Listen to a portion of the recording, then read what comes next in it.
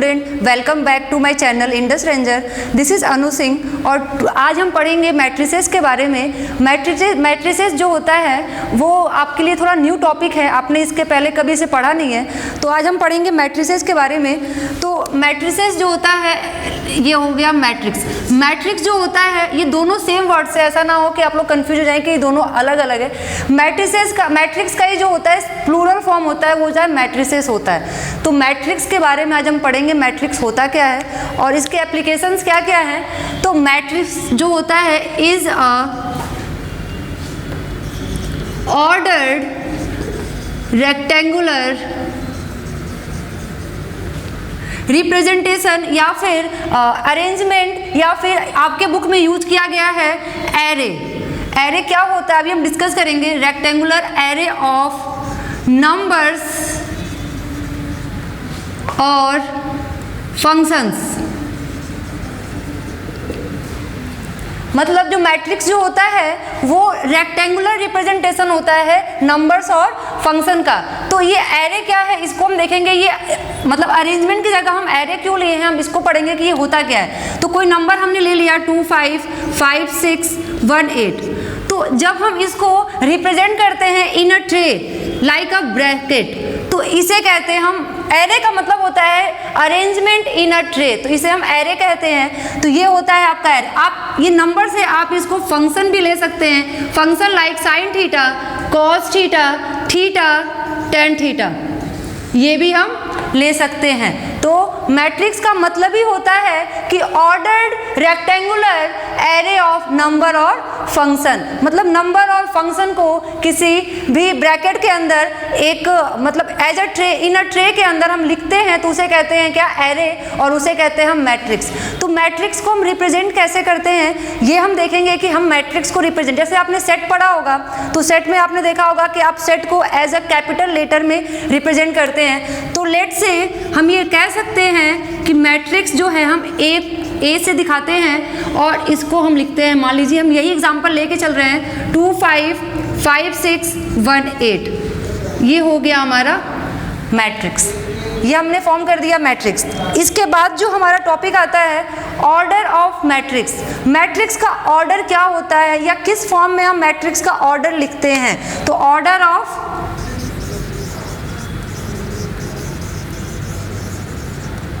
Matrix, order of matrix क्या होता है। ऑर्डर ऑफ मैट्रिक्स पढ़ने के पहले हमें थोड़ा सा कुछ चीज़ें हैं जो हमने अभी यहाँ पे छोड़ दिया है, तो हम उसको पढ़ेंगे। देखिए, एक होता है रो और एक होता है कॉलम। हमें नंबर और फंक्शन को मैट्रिक्स बनाने के लिए रो और कॉलम में ही हमें उसे अरेंज करना होता है। तो रो होता है क्या और कॉलम क्या होता है। देखिए, ये जो हॉरिजॉन्टल होते हैं उन्हें हम रो कहते हैं और ये जो वर्टिकल्स नंबर अरेंज किए जाते हैं उन्हें हम कॉलम कहते हैं। दैट मीन्स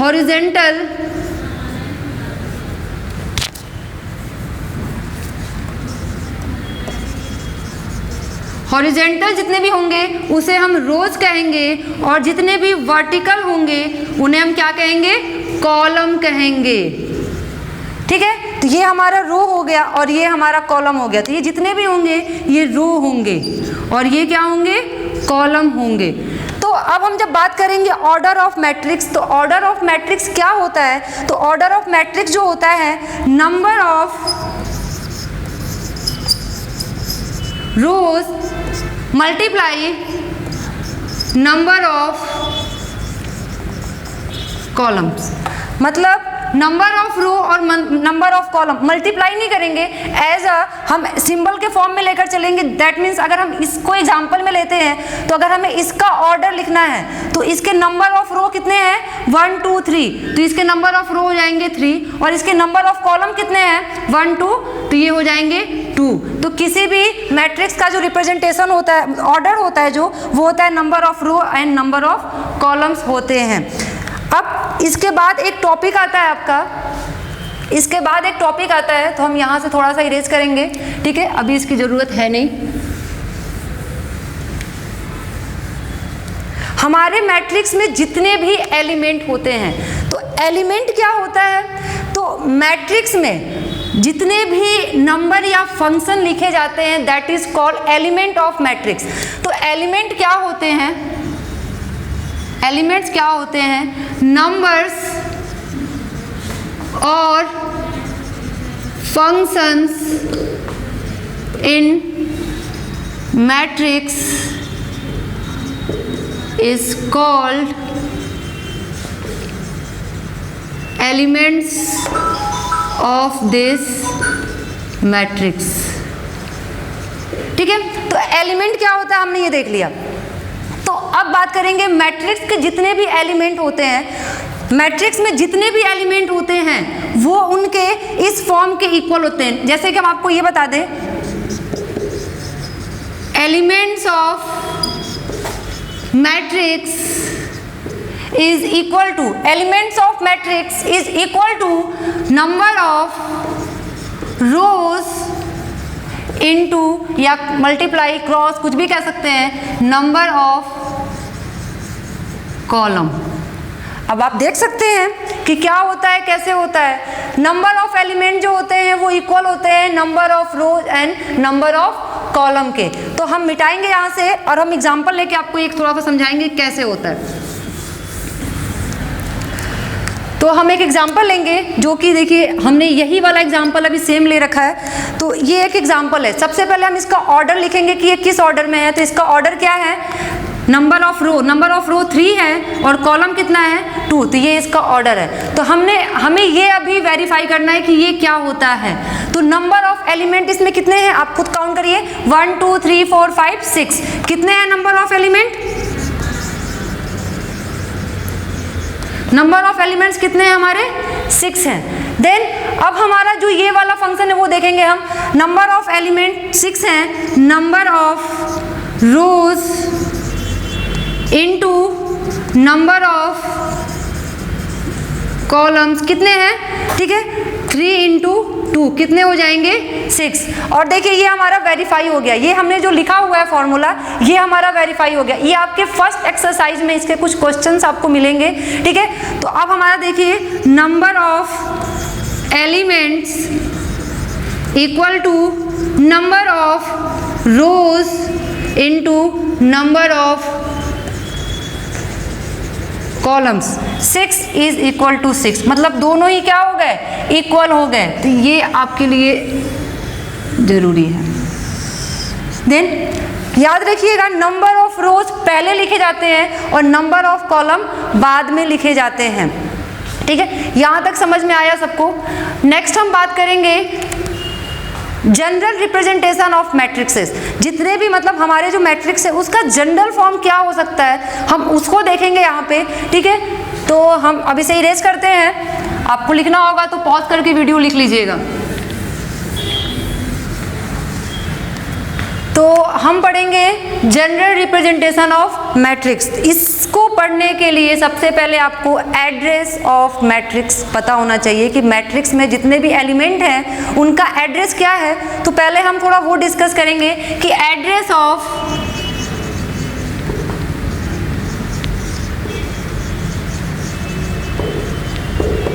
मैट्रिक्स, मतलब कि मैट्रिक्स में जितने भी एलिमेंट है उनका एक एड्रेस हमें लिखना होगा। तो वो क्या होगा, तो हम सबसे पहले एक एग्जांपल लेंगे, उसके थ्रू आप लोग को हम समझाएंगे कि क्या होगा। हमने एक मैट्रिक्स लिखा है 1 2 5 3 8 9। हमने एक मैट्रिक्स लिखा है जिसका ऑर्डर क्या है, रो है आपका 2 और कॉलम है आपका 3, मतलब 2 इंटू 3 का हमने एक मैट्रिक्स लिखा है। अब हम इसमें देखेंगे कि एलिमेंट्स जितने हैं उनका एड्रेस क्या है। एड्रेस का मतलब होता है कि उनका पोजीशन क्या है मैट्रिक्स में, गिवन मैट्रिक्स में उनका पोजीशन क्या है। तो हमें पता है कि ये क्या होता है, रो होता है। ये रो 1 है और ये रो 2 है। नेक्स्ट हम बात करेंगे ये क्या होता है, C1 होता है, कॉलम 1 कॉलम 2, और ये क्या होता है, कॉलम 3 होता है। तो एलिमेंट का एड्रेस बताना है आपको, तो उसके पहले हमें पता होना चाहिए कि देखिए ये जो होता है, अगर हम इसकी बात करें तो यहाँ पे जो एलिमेंट है वो रो 1 और कॉलम 1 में आके बैठा हुआ है। यहाँ पे जो भी एलिमेंट है वो कहाँ है, रो 1 और कॉलम 1 में आके बैठा हुआ है। तो इसे हम क्या कहेंगे, देखिए रिप्रेजेंट करने का तरीका होता है, कोई एलिमेंट हमारा स्मॉल लेटर में ही होगा A। तो अब होता क्या है, इसका जो पोजीशन होगा, पोजीशन क्या बताएगा, number of row, number of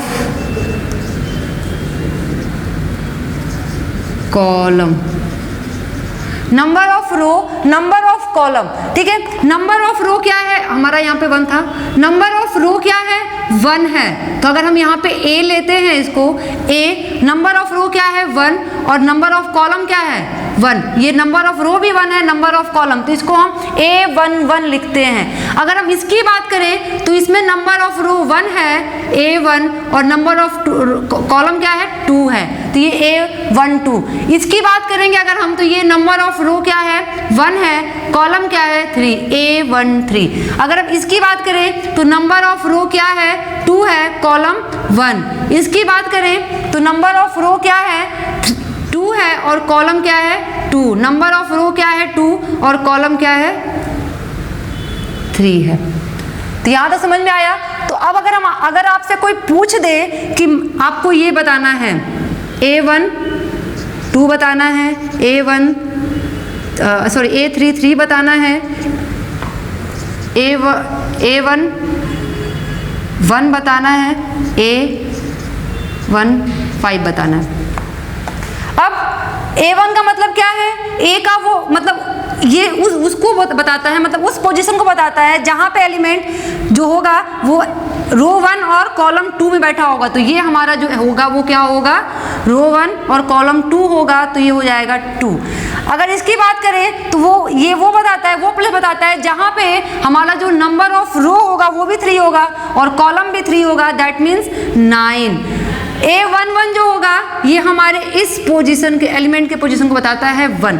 A15 कहीं भी इसमें A15 रिप्रेजेंट ही नहीं है, दिया ही नहीं है। रो 1 तो दिया हुआ है लेकिन कॉलम तो 3 तक ही है, 5 तो है ही नहीं इसमें, तो हमारा ये होगा ही नहीं। तो यहाँ पे क्या होगा, या फिर कांट बी डिटरमाइन लिख दीजिएगा। यहाँ पे जब ये है ही नहीं तो क्या लिखेंगे, कांट बी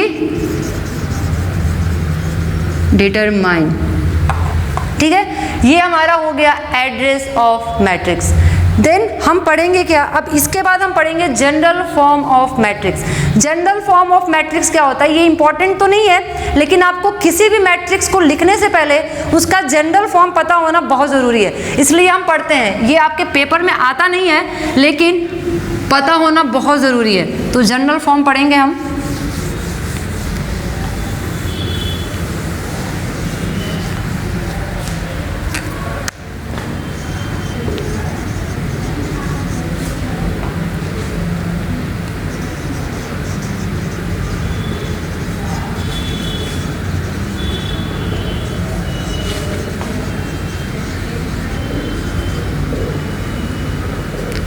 मैट्रिक्स का जनरल रिप्रेजेंटेशन क्या होता है, तो अभी हमने इसके पहले पढ़ा था कि एड्रेस ऑफ द मैट्रिक्स क्या होता है। तो जनरल रिप्रेजेंटेशन, मान लीजिए कोई मैट्रिक्स हमारा A है, फर्स्ट प्लेस क्या होता है, फर्स्ट रो और फर्स्ट कॉलम में जो एलिमेंट बैठा होता है दैट मीन्स A11।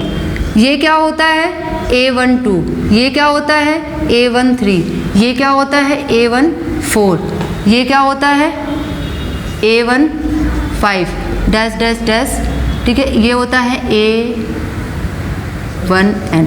अब ये N क्या है, अभी हम लास्ट में इसको डिफाइन करेंगे, पहले हम इसको थोड़ा लिख दें, इसके बाद हम डिफाइन करेंगे। A21, A22, A23, A24, A25 dash dash dash. 3 ही डॉट लेते हैं, याद रखिएगा आप लोग।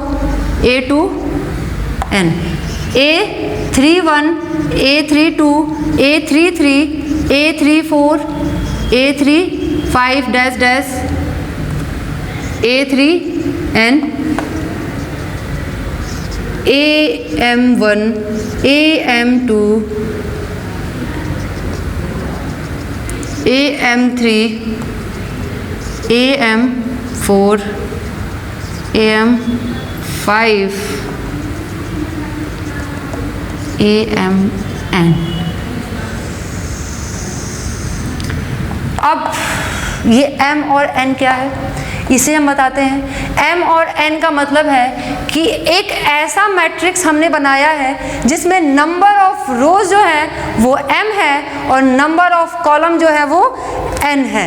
नंबर ऑफ रो कितने हैं, m है, और नंबर ऑफ कॉलम कितने हैं, n है। तो यहाँ लिख देंगे matrix, a matrix which has m number of rows and n number of columns. मतलब वो मैट्रिक्स, एक ऐसा मैट्रिक्स जिसमें नंबर ऑफ रोज कितने हैं, n। अब देख सकते हैं ये कॉलम है 1 2 3 4 5, कहाँ तक गया है कॉलम, n तक गया है, क्योंकि हमारा जो बाद वाला जो नंबर होता है वो कॉलम बताता है, तो n तक गया है। अगर हम बात करें आपकी रो की बात करें तो 1 2 3 4 कहाँ तक गया है, m रोज तक गया है ये। तो ये जो मैट्रिक्स है इसे कहते हैं जनरल रिप्रेजेंटेशन ऑफ मैट्रिक्स। आपके एग्जामिनेशन में ये नहीं आता है। जनरल रिप्रेजेंटेशन एक और होता है। अगर हम बात करें जनरल रिप्रेजेंटेशन तो A is equal to AIJ। ये जो AIJ है वो रो और कॉलम को बताता है, एड्रेस को बताता है, जहाँ पे ये m इंटू n का होगा मैट्रिक्स, वेयर ये जो i होगा, देखिए i की वैल्यू कहाँ से स्टार्ट हुई और कहाँ तक गई है। i की वैल्यू, i क्या होता है ये रो को बताएगा। i की वैल्यू कहाँ से स्टार्ट हुई है, आपकी जो i की वैल्यू है 1 से स्टार्ट होके कहाँ तक गई है, m तक गई है। तो जो i होगा वो ग्रेटर देन या इक्वल टू 1 होगा और लेस देन या इक्वल टू m होगा। अगर हम j की बात करें तो j की वैल्यू 1 से स्टार्ट होके कहाँ तक गई है, n तक गई है। तो j की जो वैल्यू होगी वो 1 से बड़ी या इक्वल टू होगी और लेस देन और इक्वल टू n होगी। ये है आपका जनरल रिप्रेजेंटेशन ऑफ A। ये इसी को लिखा हुआ है इस फॉर्म में, थोड़ा सा ब्रॉड। अब आप कहेंगे ये कैसे आएगा, आप IJ की वैल्यू पुट करिए, I की वैल्यू 1 पुट करेंगे, J की वैल्यू 1 पुट करेंगे तो ये वाला फॉर्म आएगा। I की वैल्यू 1 पुट करेंगे, J की वैल्यू 2 पुट करेंगे तो ये वाला फॉर्म आएगा।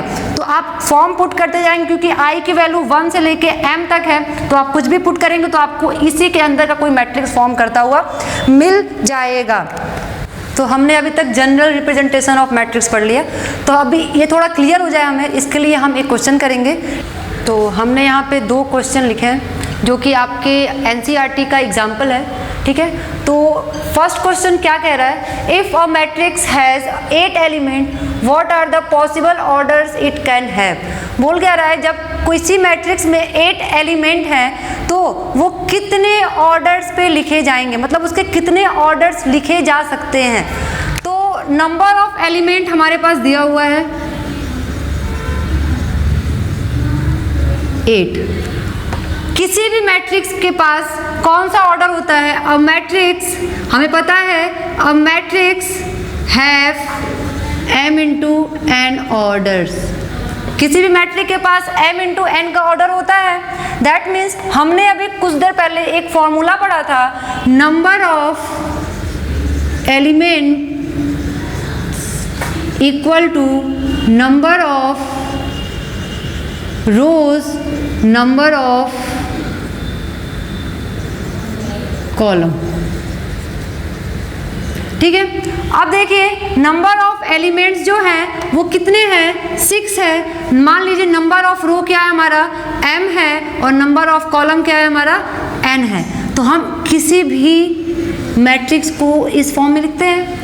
अब ये बताइए कि पॉसिबल ऑर्डर्स कितने हो सकते हैं, मतलब कि m और n की वैल्यू क्या हो कि 6 आ जाए। तो जो पॉसिबल ऑर्डर्स होंगे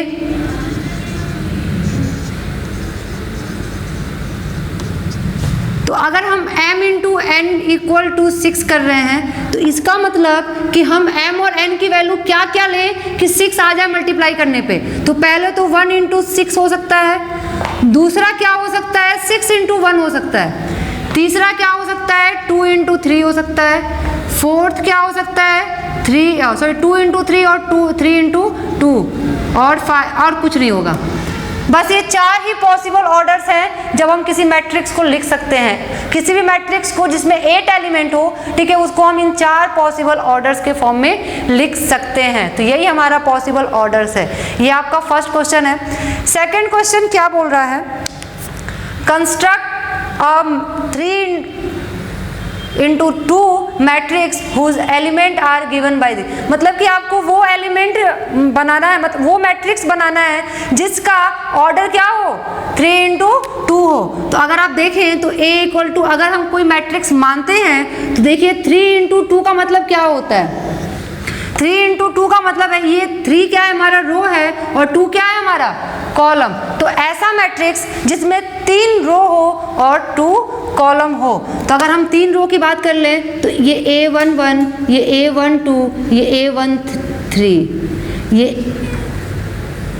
2, ये सॉरी ये A1 ये हो गया, ये A21, ये A22, ये A31, ये A32। देखिए 1 2 3 ये 3 आपके रो हो गए और ये 2 क्या हो गए आपके कॉलम। तो इसको लिखेंगे क्या, 3 इंटू 2, मतलब कि ये 3/2 का 2 ऑर्डर का क्या है, ये एक मैट्रिक्स है। अब क्या करना है, बोल क्या रहा है क्वेश्चन में, जिसके एलिमेंट, जितने भी एलिमेंट हैं वो किस फॉर्म में लिखे गए हैं, इस फॉर्म में लिखे गए हैं। तो मतलब हम इसका यूज करके इन सारे एलिमेंट्स की वैल्यू फाइंड करेंगे। तो अगर हम A11 फाइंड करते हैं, A11 का मतलब क्या है, देखिए हमारे पास ये फॉर्म दिया हुआ है I-3j मॉडुलस में। देखिए अब यहाँ पे अगर हम देखें तो I की जो वैल्यू है वो क्या हो सकती है, I क्या दिखाता है, कितने रो हैं, तो ये 1 हो सकता है, 2 हो सकता है, 3। J क्या बताता है, कितने कॉलम है, तो 1 है और 2 है। तो वैल्यू पुट करेंगे। अब अगर हमें 1 1 निकालना है तो I की वैल्यू 1 और J की भी वैल्यू 1 माइनस 3 इंटू 1,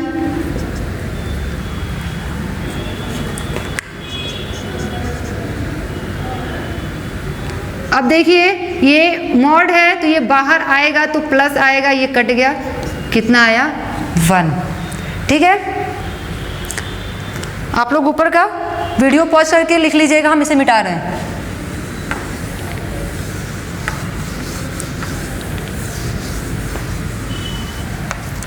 अब हमें क्या फाइंड करना है, second element A12 that means I की वैल्यू हमारी, ये हमारी I है और ये हमारा J है। ठीक है, 1/2 मॉड्यूलस I की वैल्यू 1 और J 3 इंटू 2, 1/2 ये क्या हो गया 1 माइनस 6 दैट मीन्स 5/2। ठीक है, अब अगर हम A21 निकालें तो ये हमारा I, ये हमारा J 1/2। ठीक है, I की वैल्यू हमारी अब 2 माइनस 3 इंटू 1, 1/2 माइनस हुआ, सॉरी 2 माइनस 3 1/2, ये आ गया आपका -1, ये हो गया 1/2। अब देखिए A22 की वैल्यू जब फाइंड करेंगे तो 1/2, I की वैल्यू 2 और 3 इंटू J की वैल्यू भी 2, ये हो गया 1/2। ठीक है, 2 माइनस 6 ये हो गया 1/2, ये हो गया -4 इक्वल टू 1/2 इंटू 4, कट गया, कितना आ गया 2 आ गया। अगर हम बात करें A31 की बात करें तो A31 I की वैल्यू 3 और J की वैल्यू 1/2 इंटू, ये देखिए ये 0 है तो ये क्या आ जाएगा 0। अब A32 की बात करेंगे अगर हम तो A32 1/2, 3 minus 3 into 2, 1/2, 3 minus 6 1/2 into 3 equal to 3/2। ये हमारे सारे एलिमेंट्स आ गए हैं। अब हम इन सारे एलिमेंट की जगह पे इसे पुट कर देंगे। तो अगर हम A निकालेंगे, A is equal to A11 की वैल्यू क्या है 1, A12 की वैल्यू क्या है 5/2, A21 की वैल्यू क्या है 1/2, A22 की वैल्यू 2, A31 की वैल्यू 0 और A32 की वैल्यू 3/2। ये आपका बना मैट्रिक्स जिसका ऑर्डर क्या है 3 इंटू 2 का। ये आपका हो गया पूरा मैट्रिक्स फॉर्म हो गया जो हमें इसके हेल्प से मिला है। तो ये आपका क्वेश्चन कंप्लीट हो गया। तो आप वीडियो पॉज करके इसे समझ लीजिएगा और लिख भी लीजिएगा। अब हम आगे चलेंगे types of matrix.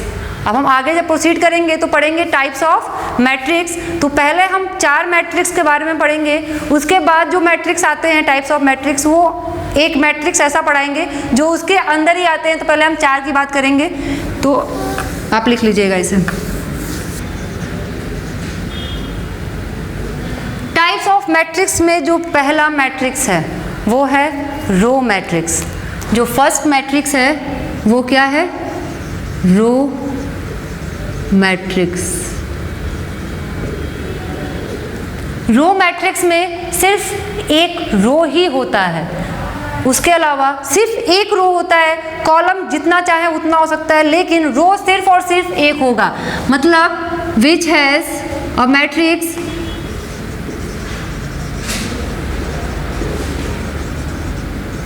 which has only one row, जिसमें सिर्फ और सिर्फ एक ही रो हो उसे कहते हैं रो मैट्रिक्स। अगर हम आपको एग्जांपल दें तो आपका एग्जांपल क्या हो सकता है? 1 हो सकता है, और 1 2 3 हो सकता है, और 1 5 6 7 हो सकता है। इसका क्या है? 1 into 1 है ऑर्डर। इसका ऑर्डर क्या है? 1 into 3 है। इसका ऑर्डर क्या है? 1 into 4 है। अब ये हो गया, समझ में आया आप लोग को यहाँ तक? अब नेक्स्ट जब बात करेंगे कि इसका जनरल रिप्रेजेंटेशन क्या होता है।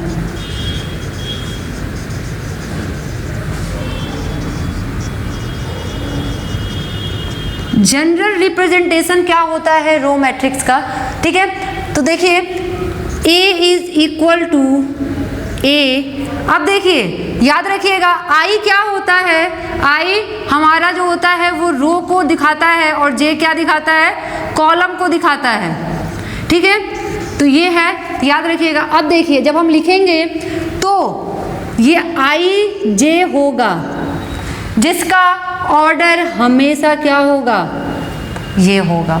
ये आई जे तो होगा जिसका ऑर्डर हमेशा क्या होगा? 1/3 होगा। 1 मल्टीप्लाई बाई n होगा। देखिए क्यों? क्योंकि हमें पता है कि जो m होता है वो m जो होता है नंबर ऑफ रोज होता है, और n जो होता है नंबर ऑफ कॉलम होता है। ठीक है, तो हमारा m क्या होगा? हमेशा रो मैट्रिक्स में हमेशा एक ही रो रहेगा, तो m की वैल्यू हमेशा क्या रहेगी? 1 रहेगी। ठीक है,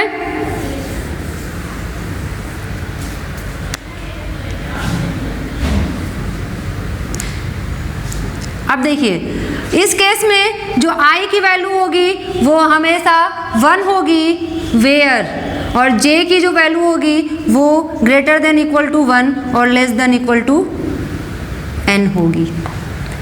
सेकेंड अब हम आते हैं तो वो होता है आपका कॉलम मैट्रिक्स। जो सेकंड है आपका वो है कॉलम मैट्रिक्स। तो कॉलम मैट्रिक्स क्या है?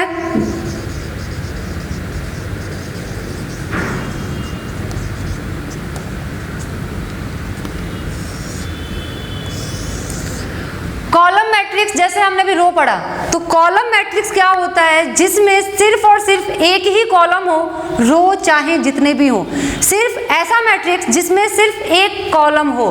ठीक है, विच हैज ओनली 1 कॉलम। ठीक है, अगर आप एग्जाम्पल देखें, ठीक है, एग्जाम्पल अगर आप देखेंगे तो ये हो जाएगा क्या? 1 2 3 और 2 भी हो सकता है, और 1 2 भी हो सकता है। ठीक है, ऐसे कई सारे हैं। इसका अगर आप ऑर्डर लिखेंगे तो क्या लिखेंगे? 3 into 1, इसका ऑर्डर 1 into 1, इसका ऑर्डर 2 into 1। ठीक है, आप देखेंगे कि सबका n क्या है? इक्वल है, 1 ही है, तो ये क्या कहलाएगा? Column matrix. तो इसका अगर जनरल रिप्रेजेंटेशन देखेंगे तो वो क्या होगा, देखते हैं। ठीक है, तो आप इसे लिख लीजिएगा पॉज करके, हम इसे मिटा रहे हैं। देखिए इसका जनरल रिप्रेजेंटेशन क्या होगा? ठीक है, जनरल रिप्रेजेंटेशन इसका क्या होगा ये देखेंगे हम। A is equal to AIJ, ठीक है। जब इसका ऑर्डर लिखेंगे हम तो ये M बदलेगा, लेकिन कभी भी N नहीं बदलेगा, तो वो हमेशा 1 ही रहेगा। वेयर I जो होगा वो लेस देन और इक्वल टू 1 और सॉरी ग्रेटर देन और equal to 1 and less than equal to M होगा, ठीक है। और जो J होगा वो हमेशा क्या होगा? 1 होगा, ठीक है। तो अभी यहाँ तक क्लियर हुआ। हमने 2 मैट्रिक्स पढ़ लिए, टाइप्स ऑफ 2 मैट्रिक्स पढ़ लिए। नेक्स्ट की हम बात करेंगे जो है आपका रेक्टेंगुलर मैट्रिक्स। नेक्स्ट जो है आपका रेक्टेंगुलर मैट्रिक्स है, तो हम उसको पढ़ेंगे। आप इसको पॉज करके लिख लीजिए, तो हम रेक्टेंगुलर मैट्रिक्स पे चलते हैं अब।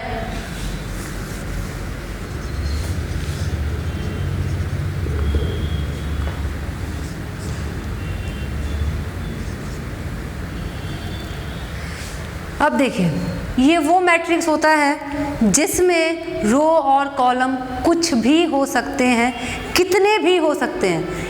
रेक्टेंगुलर मैट्रिक्स में क्या होता है? रो और कॉलम क्या होता है? कुछ भी हो सकते हैं और कितने भी हो सकते हैं, ठीक है। तो अगर हम बात करें, अगर हम एक एग्जांपल लेके आपको समझाएं, क्या होगा? 1 2 3 1 5 6। इसका क्या है देखिए,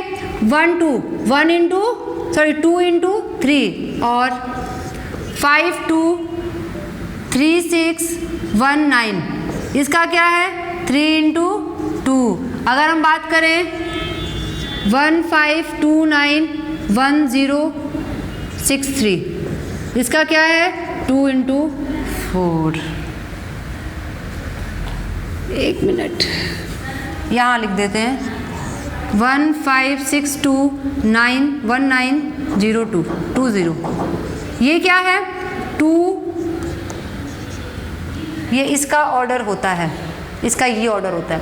तो इसमें देखेंगे आप कि कहीं पे भी रो कॉलम कुछ भी है, कितना भी लिख सकते हैं आप। अगर आप इसका जनरल फॉर्म की बात करेंगे, जनरल रिप्रेजेंटेशन की बात करेंगे,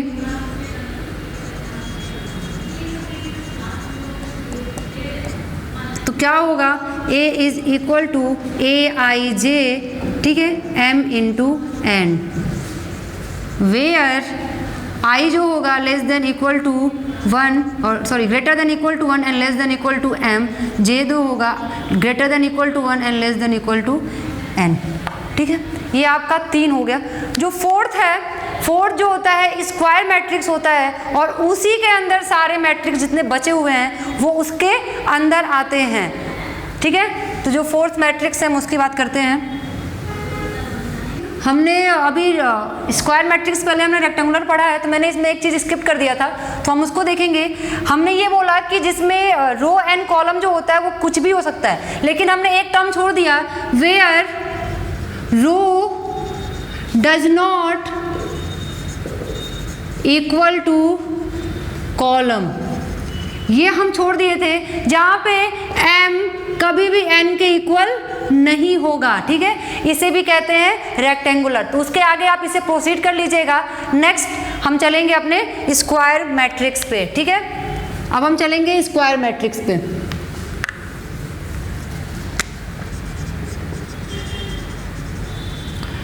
स्क्वायर मैट्रिक्स क्या होता है? ऐसा मैट्रिक्स जिसमें number of rose and number of columns क्या हो जाए? इक्वल हो जाए, ठीक है। विच हैज, लिख देते हैं पहले हम, फिर समझाते हैं। Which has number of rows is equal to number of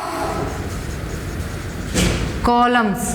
ऐसा मैट्रिक्स जिसमें नंबर ऑफ रोज जो होगा नंबर ऑफ कॉलम का क्या होगा? इक्वल होगा। That means m is equal to n होगा, ठीक है। अगर हम एक एग्जांपल दें आपको, तो a इज इक्वल टू, कई सारे एग्जांपल ले लेते हैं हम लोग। 1 हो गया, और 1 2 2 5 हो गया, और 1 3 4 5 हो गया, 4 5 6 7 8 9 0 हो गया। ठीक है, अब देखिए यहाँ पे 1 इंटू 1, 2 इंटू 2, 3 क्रॉस 3। देखिए सबका ऑर्डर क्या है, इसमें इसका ऑर्डर m और n सेम है, m और n सेम है, m और n इक्वल है। तो ये जो मैट्रिसेस होंगे वो क्या कहलाएंगे, स्क्वायर मैट्रिक्स। क्या कहलाएंगे, स्क्वायर मैट्रिक्स। अगर आप इसकी जनरल फॉर्म की बात करें, जैसे कि अगर आप इसके जनरल फॉर्म की बात करें,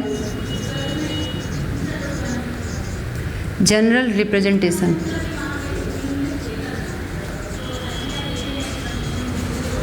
जनरल रिप्रेजेंटेशन क्या होता है इस मैट्रिक्स का, A is equal to Aij। ठीक है, Aij। अब देखिए, अब यहाँ पे जो m क्रॉस n होता है, यहाँ पे एक केस दे देता है m और n क्या होंगे, इक्वल होंगे। तो ये होता है आपका square matrix, where m is equal to n। ये होता है जनरल फॉर्म। ये आपके पेपर में 1 to 2 मार्क्स के आते हैं, ऑब्जेक्टिव में आ सकते हैं। ठीक है, तो आप लोग ये जनरल फॉर्म जरूर समझिएगा, पढ़िएगा इसे। ठीक है, तो ये हमारा होता है स्क्वायर मैट्रिक्स। और जितने मैट्रिक्स हैं इसी के अंदर आते हैं, तो हम लोग कल के वीडियो में या नेक्स्ट वीडियो में हम उसे कवर करेंगे, जितने पार्ट्स या जितने टाइप्स इसके बच गए हैं। ठीक है, थैंक यू क्लास।